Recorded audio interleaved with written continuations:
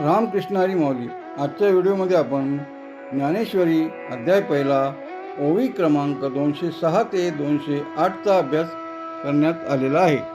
तरी सर्वांनी शांत चित्ताने ऐकावे ही नम्र विनंती. माझे अतिशय मन व्याकुळ हो तसे वाचा बरळ, जे वदावे हे सकळ येणे नावे. या ओळीचा अर्थ पुढील प्रमाणे आहे. येथे अर्जुन रणांगणावर आपल्या स्वकीयांना पाहून अत्यंत व्याकुळ झाला आहे. या ओळीचा अर्थ पहा. माझे अतिशय मन व्याकुळ म्हणजे काय? माझे मन अत्यंत कासावी झाले आहे. मला काहीच सुचेनासे झालेले आहे. हो तसे वाचा बरळ याचा अर्थ असा होतो की गोंधळामुळे माझ्यातून शब्द नीट निघेनात. मी वेड्यासारखा बोलत आहे असे अर्जुन म्हणत आहे. जे वधावे हे सकळ येणे नावे.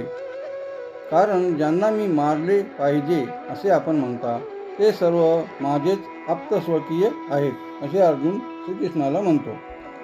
थोडक्यात सांगायचे तर अर्जुन येथे विषाद अवस्थेत आहे.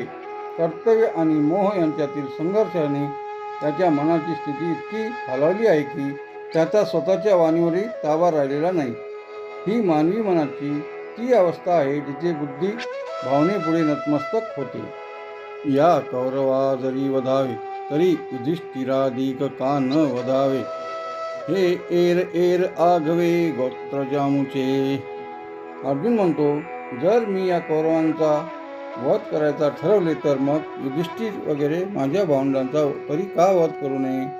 शेवटी हे सर्वच माझे गोत्रज आहेत, म्हणजे एकाच कुळातील आहेत, तर मग त्यांचा वध का करू नये असे तो श्रीकृष्णाला विचारत आहे. त्यांच्यात आणि यांच्यात फरक तो काय असे तो श्रीकृष्णाला म्हणतो. मनोनी जळो हे झुंज प्रत्यया न ये मज, येणे काय काज मा पापे. या ओळींचा अर्थ असा होतो की म्हणून अशा युद्धाला आग लागो. हे युद्ध करावे असे माझे मन मला मुळीच सांगत नाही. आपल्याच माणसाचे रक्त सांडून मिळणाऱ्या या महापापाने आमचे कोणते कल्याण होणार आहे? यात आमचा काय फायदा आहे असे श्रीकृष्णाला अर्जुन म्हणतो. अर्जुनाच्या दृष्टीने शत्रू आणि मित्र हे दोन्ही एकाच रक्ताचे आहेत. तो या युद्धाला महापाप संबोधून त्याचा धिक्कार करत आहे. ज्ञानेश्वर माऊली ज्ञानराज माऊली तुकाराम. ज्ञानेश्वर माऊली ज्ञानराज माऊली तुकाराम. तुकाराम तुकाराम तुकाराम तुकाराम तुकाराम. बोला पुंडलिक वरदे हर विठ्ठल. श्री गुरु ज्ञानदेव तुकाराम. पंढरीनाथ भगवान की जय. माऊली ज्ञानेश्वर महाराज की जय.